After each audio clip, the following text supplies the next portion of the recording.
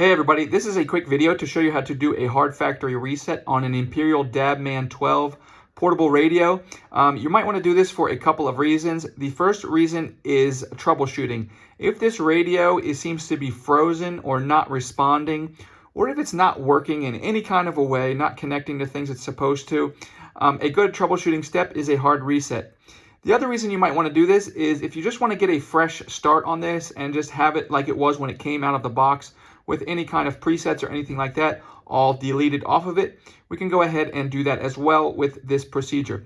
It's very simple. If you want to do it, all you need to do is to start with, you're going to come up to the info menu button and you're going to press and long hold it for about 2 seconds. If you press and hold it for about 2 seconds, this will pop up with a little settings menu.